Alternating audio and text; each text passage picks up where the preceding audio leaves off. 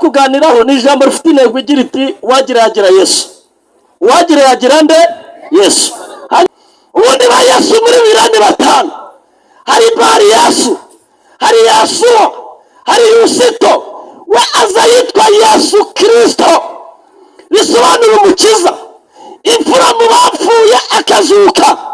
Nubwo Lazaro yazutse yarongera arapfa, ariko Yesu Kristo azahoraho iteka ryose. Uyu nguyu yarivuze ahera mu mabuye, arabaho ndiwe yajyazwe n'abantu, ku Mana yaratoranyijwe n'igiciro cyinshi. Ageze mu biti ati bizaba ukuri, mwebwe mukamashami. Ageze mu mazi turamaze bari inyota. Ageze mu marira turishoka bugingo. Ageze mu byanditswe ati ni ijambo. Ageze mu rupfu arapfura kuzuka. Ageze mu biryo ahinduka umutsima. Ageze mu matungo aba intama y'Imana. Ageze mu bayobozi ahinduka umwami. Ageze mu basirikare umugaba w'ingabo. Ageze muri bapfuye, ageze muri bapfuye aravuga ibintu bizayobya benshi n'abatazi gusoma. Aravuga n'iryo zira n'ukuri n'ubugingo. Abemera Yesu, haleluya. Iteka gukora igitangaza cy'umutsi.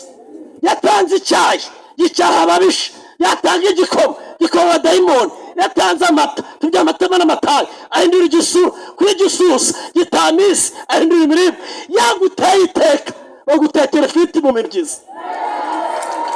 Ako kantu mwarakabonye ni njyewe wakavuze maze kurya dendo nambaye isengeri muri salo. Iyi dendo, iyi nkweto nambaye yitwa ibyiza biri imbere.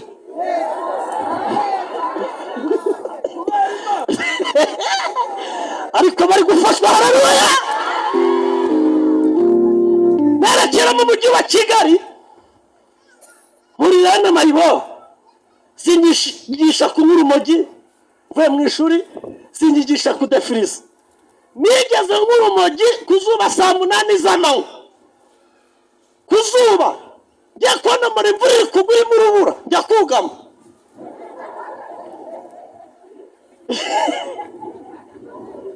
Ibaza kunywa urumogi ku zuba saa 8 z'amanywa, izuba ry'igikata, ukajya kugama urubura, nta mvura ihari. Njya kubona mbona abantu bahinduye ingendo bari kugenza imitwe amaguru ari hejuru, nanjye mba ndawushinze. Umuntu ahageze ati wasaze cyangwa uri muzima? Yambwise ko nimwahinduye ingendo.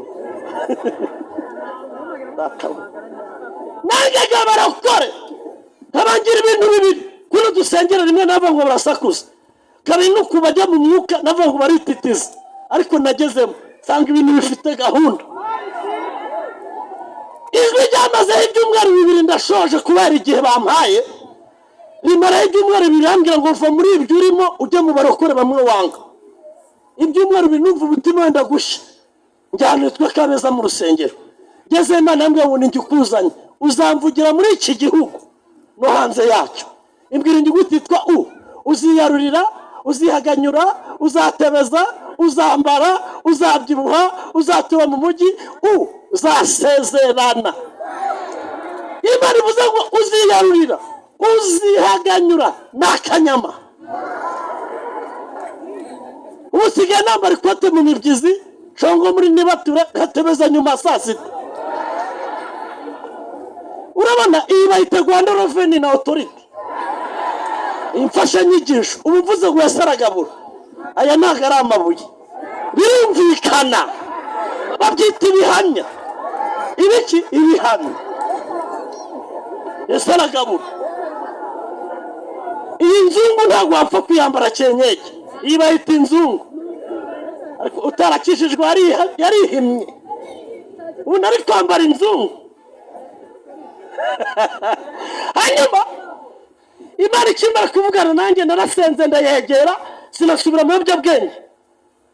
Kwamagana ibiyobyabwenge aka kare kose nakazengunutse, fatanya ruguru Gishamvu, Maraba, Kiyonza, Cyahinda, Kibeho, Rugerero, Rutiti, Busanze, Nyabimata, mfata za Rwamiko, Bweye, Gikunda, Mvura, Nyakabuye, Bugarama-Site. Iki gihugu cyose nakizengurutse. Imana iteka nguhembe. Inkubita inzu mu mujyi wa Musanze. ya kabiri. Ya mbere niyo nasezeranemo, mfite umugore ukeye kurusha icyapa cya MTN. Tubwizanye, mfite umugore mwiza wamutuma muri beka yambara dukweto tuvuga igifaransa kuri sima 4000 500 tugiye gusenga 4000 ukurangiza. Haleluya! Imana yamaye umugisha inyubakira inzu mu mujyi wa Musanze.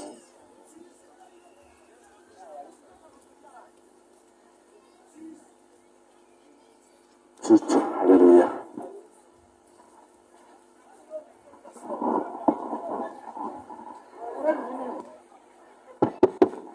Yamaye inzu nziza mu mujyi wa Musanze, ariko akaba ari inzu ya kabiri. Naciyemo byinshi, nambwira ati mukujye Kigali.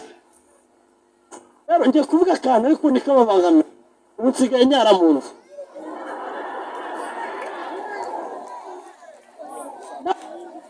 Impamvu nisegura ni iyi: iterambere ritaraza wajyaga kuri tuwarete nk'iriya mu rutoki uvanye igikara mu ziko, ugiye firiya cyangwa ukabirangiriza mu mbuga bugacuduka. None ubu ndashimira Imana ko nyara mu nzu,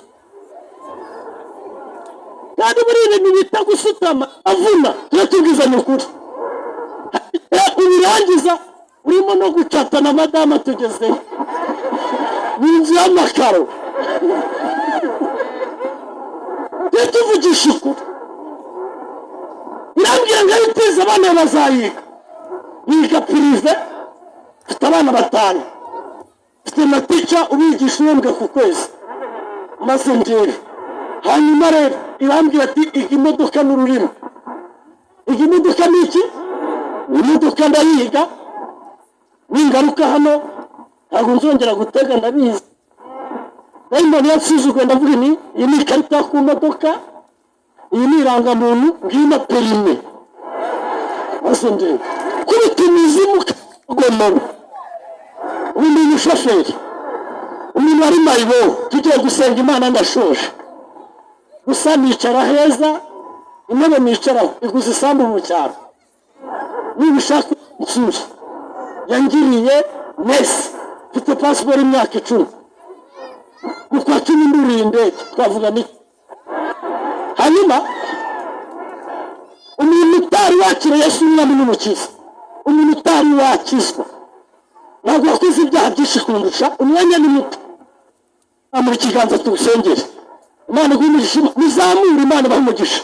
Ni ukuri Imana ikwera umugisha. Nari umukoboye Imana, umva mwana, nari umuniga urenze. Data yeguye ishoka, njya kwihubita aramusha, ayikubita ihene ijya mu cyimbo cyanjye. Leta y'ubumwe ijya kumugorora, yaje gufungurwa nza gukizwa. Aravuga ati wanjye mfite pasiteri. Ibaze umubyeyi afata ishoka bajya kumufunga aziranye, none ubu ni pasiteri ukuvuga ubutumwa bwiza. Ariko haleluya, umuntu ari mukirisitu akagwa n'umuntu utari wakira Yesu n'umwami n'umukiza, twari babiri zamurikira. Imana igumisha, Imana ararahuri, aranakomera Imana amashyi. Mikora mikora neza, mikora mikora neza, mikora mikora neza. Ari namwe usanga hano gusengera.